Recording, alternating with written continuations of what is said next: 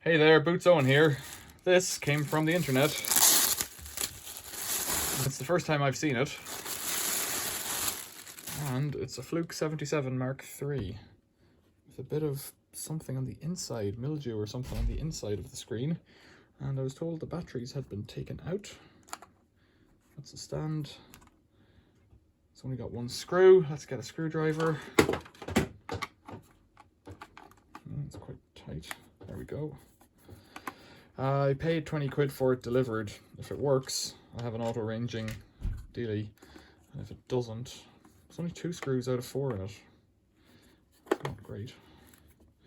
If it works, and if it doesn't work, well, that's that. We'll have to see what we can do with it. The mildew doesn't fill me with confidence. And how do you get it apart? I want to put batteries in it. I've never had one as fancy as this before.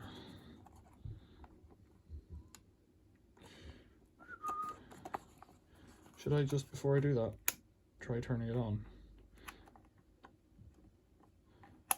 Off. I was told that the batteries had been removed. That's all well and good to a man who doesn't know how to open the bloody thing. That rubber is all molded on, so I'm not really sure what much more I could do to get in here other than start forcing it, which doesn't feel right. Oh, I'm gonna have to look at a manual, I think, to figure out this one. I don't want to break it. So it basically says get a spudger and spudger around to snap it off. It doesn't fill me with confidence, you know. Why is it stuck up here? Let's get something spudgery. It's a little silicone pointing tool or something made by Sandvik.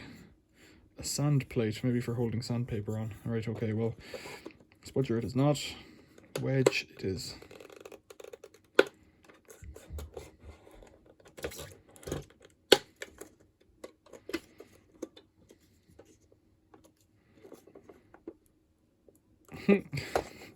It's too clever for me.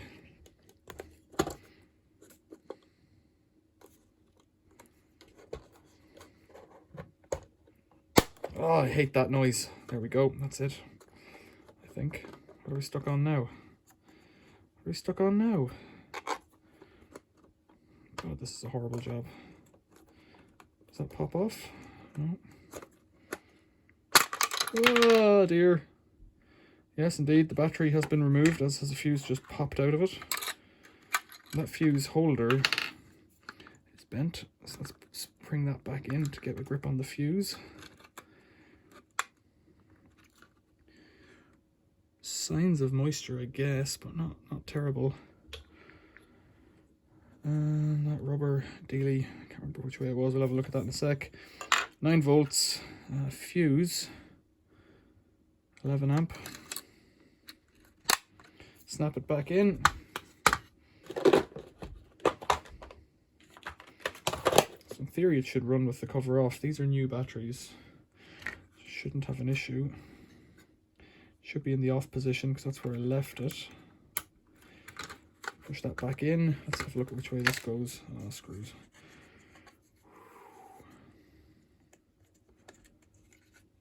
That looks about right, the contour on it. So it's still in off. It's snapped on those clips on the top. That's what was holding it.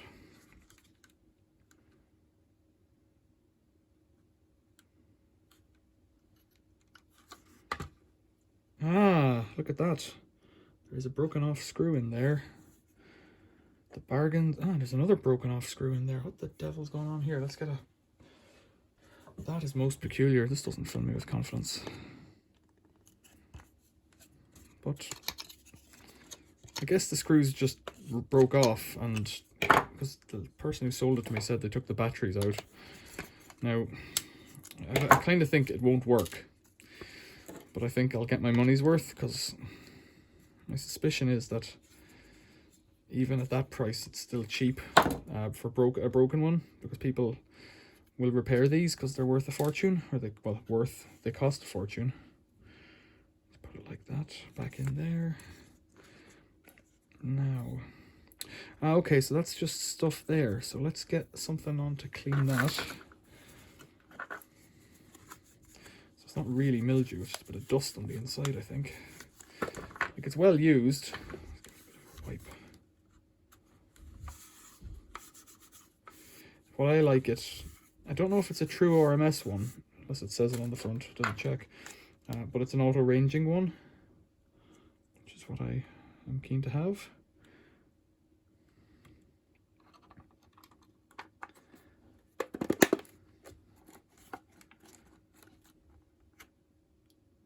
Haha, nothing.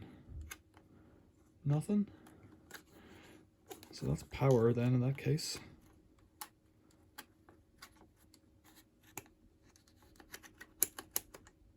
Off.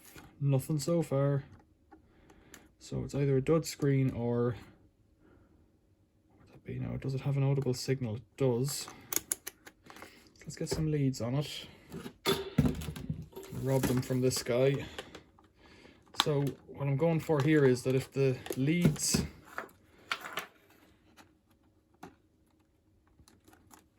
connect on this setting, it should make a beep if the screen is broken, but as it stands I suspect it's not getting power.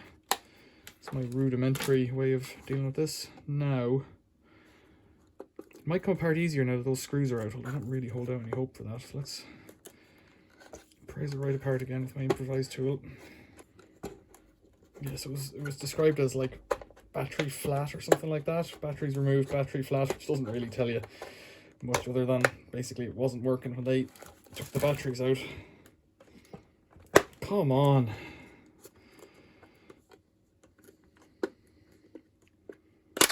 Yeah, there we go. Yuck.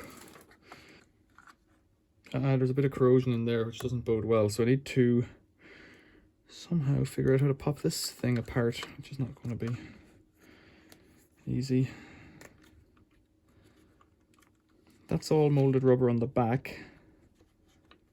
Yeah, it looks not so bad actually. Now let's see. If I could find just one screw or something.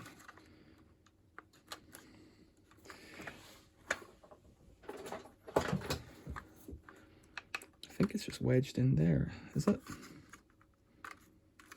No. Let's lift out the fuses. The fuses could be popped. Oh, there's a screw. Great. Okay. Let's lift out the fuses and see if we get any going out of them. So go back to this fellow.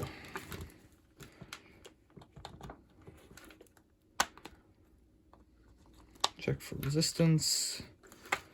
I'm not used to this guy yet, so let's just put it onto continuity.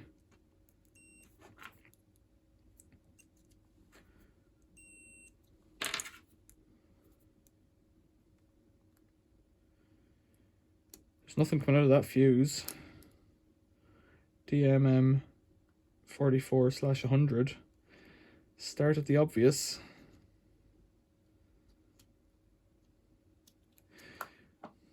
So 100 amp fuse is what I need. So that's a big old fuse, that.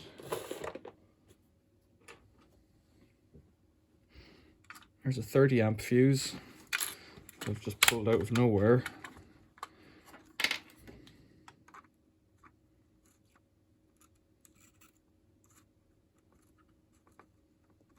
That knob selector in there doesn't fill me with confidence either.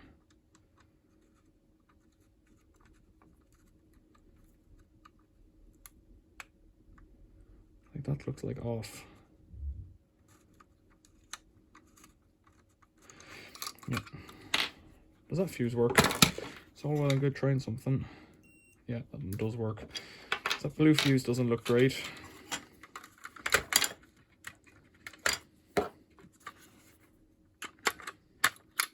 I had hoped this would be an excellent video about putting the batteries in.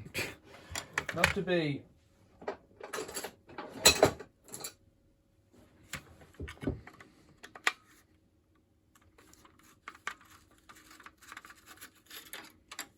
Here we go. Oh dear. Oh jeez Louise.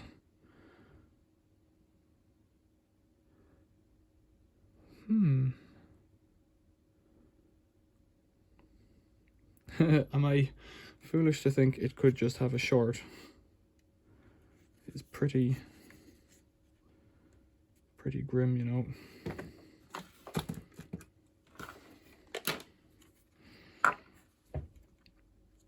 So got a lot of corrosion there. Get that screw off that.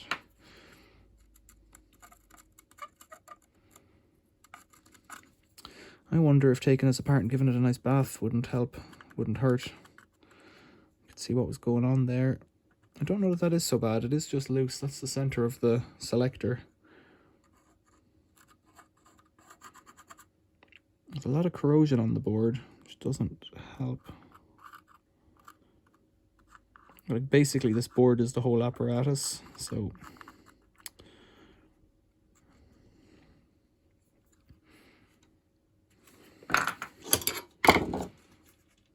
let's get the cover, let's get the screen off it.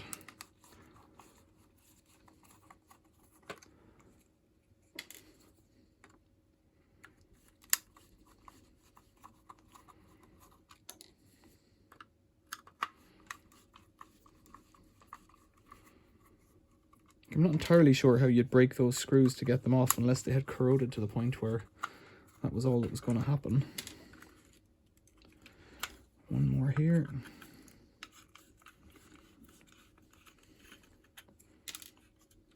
Now this thing might drop apart. It's stuck on.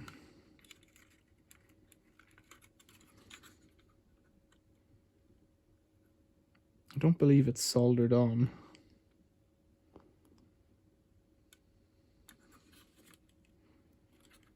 Hey, there we go.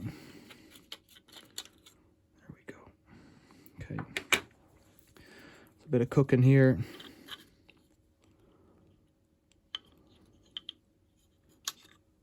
A little shield. Yeah, it's quite crusty. That doesn't mean any of it's broken. Like, could be broken. I think this guy is going to get a bath. I think that's all it's going to get, and we're going to test it out then. Good clean bath and maybe alcohol, but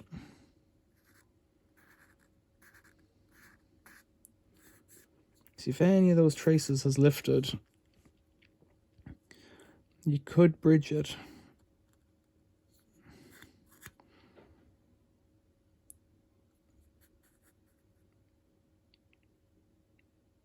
There's a lot going on in that horrible corrosion. Yeah, let's give it a bath.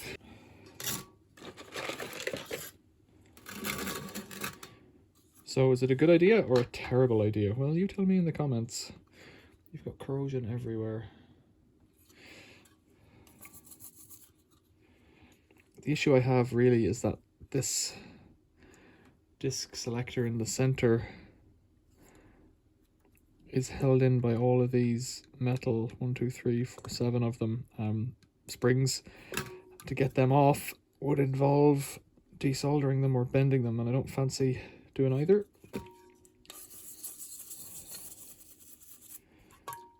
This is warm water, it's not hot. And this is a clean toothbrush.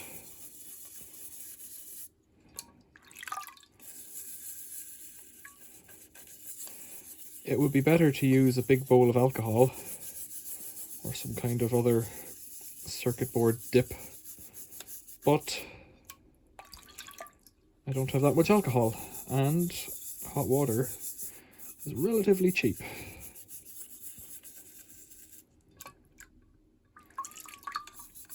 So I noticed that one of those pegs, which one? One of these pegs, yeah, this one here was loose. It's not the COM, it's the voltage positive, so that might have been affecting it straight away. So I can resolder that. I can also touch all of the joints on everything. Well, the big ones anyways. The back of this chip here, this Fluke chip, is exposed. So it's hard to clean. The other thing I thought was maybe the contacts for the screen aren't maybe they're not clean enough or something. So anyways, since this happened, I spent 20 quid getting this delivered off Gumtree, and I sent a message to the lady down in the south of England who was selling it and said, I know you sold it to me as has no batteries, but, well, it clearly doesn't work. Never heard back. Fancy that. It's an awful hard way to make 20 quid is all I reckon. Maybe it's an easy way.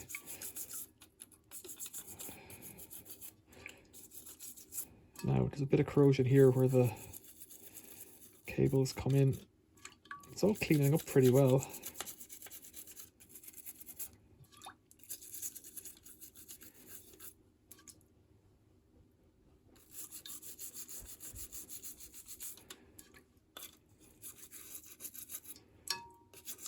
So what I'll do with this, once it's been cleaned, I'll give it a hot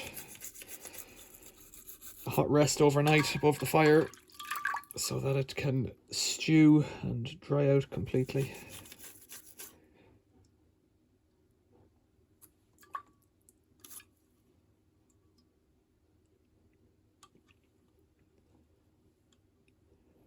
So this positive contact appears just to go up to the selector somewhere. Can't really see. See, what comes with the corrosion as well is dirt. Dirt gets in and the corrosion becomes dirty.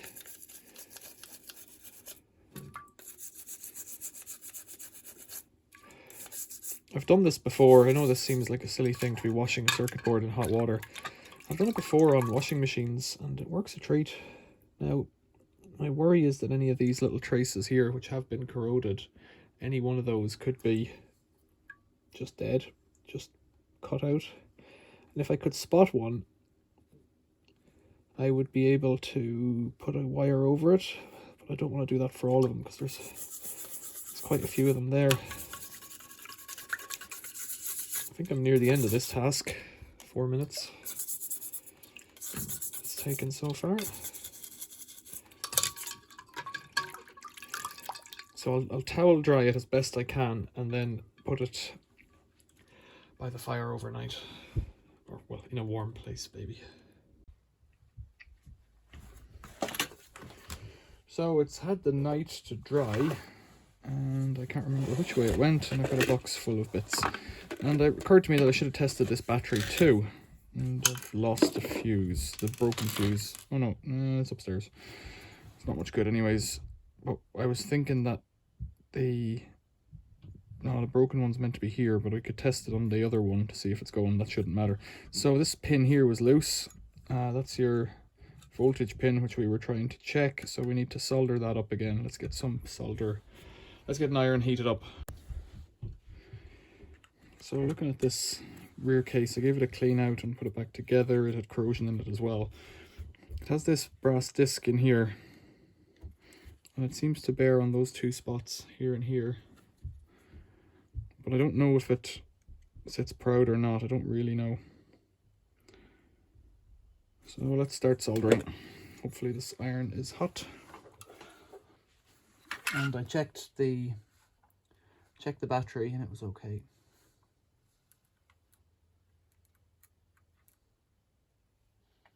But with 20 watts we're not getting enough heat to melt these, which seems a bit peculiar to me. Well, while I'm waiting for that to warm up, let's plug this in.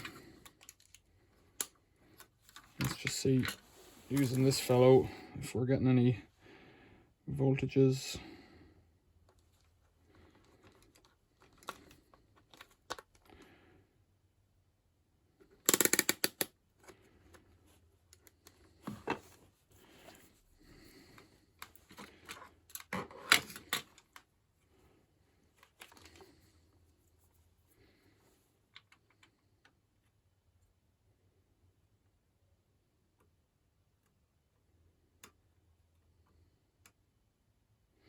Nine there.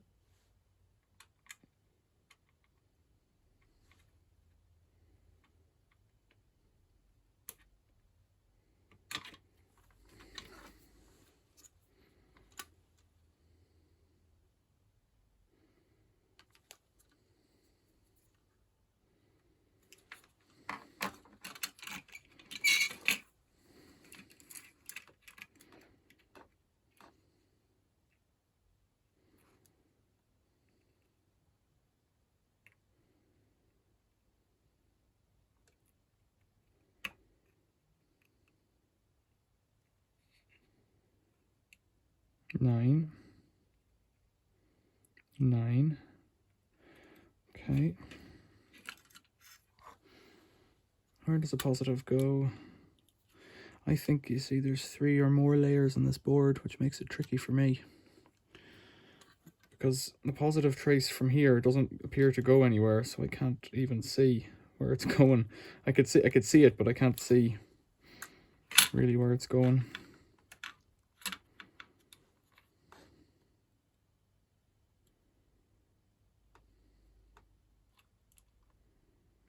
We're getting 9 to there.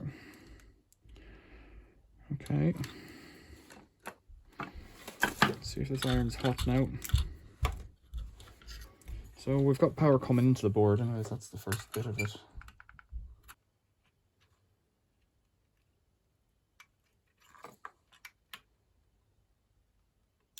There we go.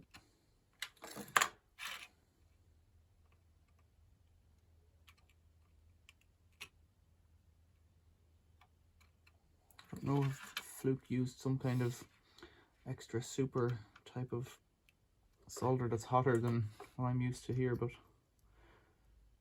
so this pad here touches onto the back, so let's get that.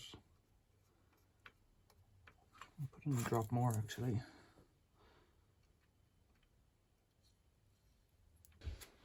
Not entirely sure what's going on with soldering irons, but that's my skill more than anything else. Now I've also moved,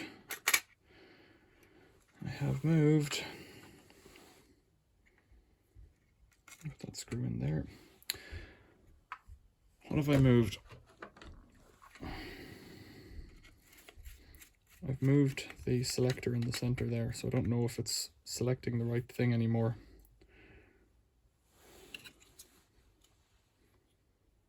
I'm doing this wrong.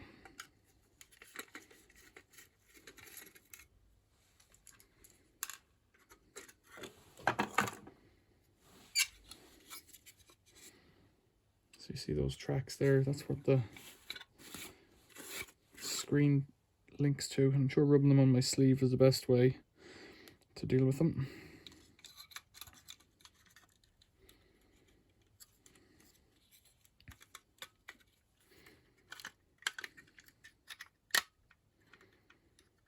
Okay, 4 screws, which 4 look similar.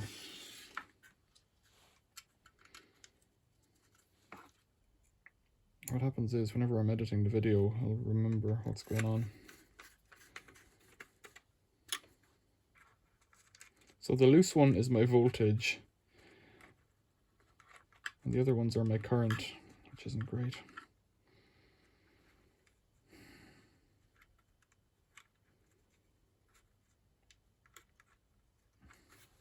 Let's see if it'll wake up anyways.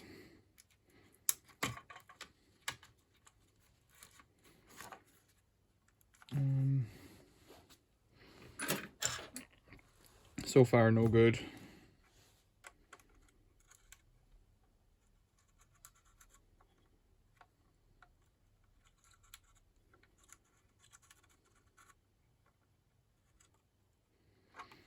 Nothing on the screen.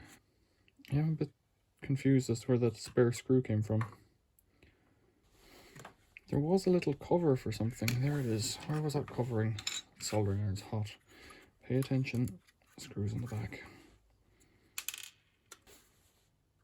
I wonder, does it have some kind of a sensor in it that can tell that the fuses aren't present? I doubt that very much.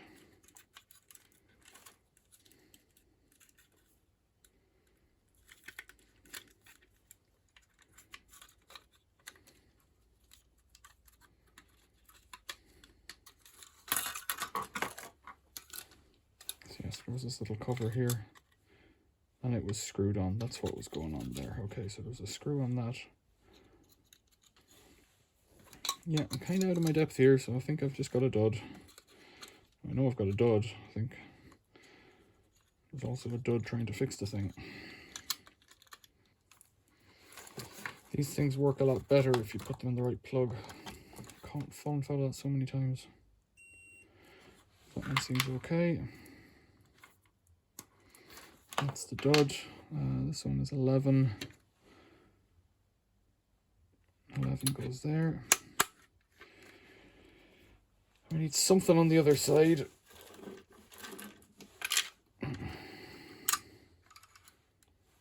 Just hold a fuse down there.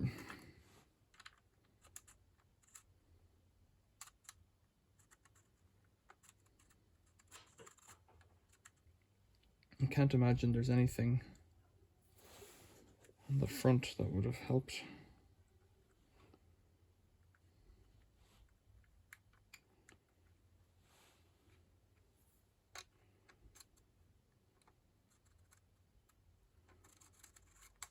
It should wake up even without the leads attached. If it was going to wake up,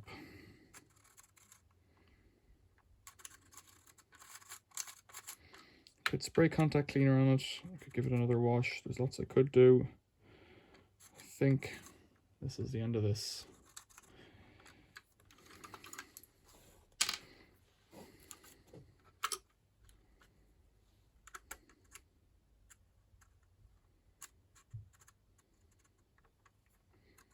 There's just not a sausage coming through there. Right. Water damage is a tricky one, I think. Excusing myself from not knowing what's going on. I guess the lesson to be learned here is that having a go is part of it.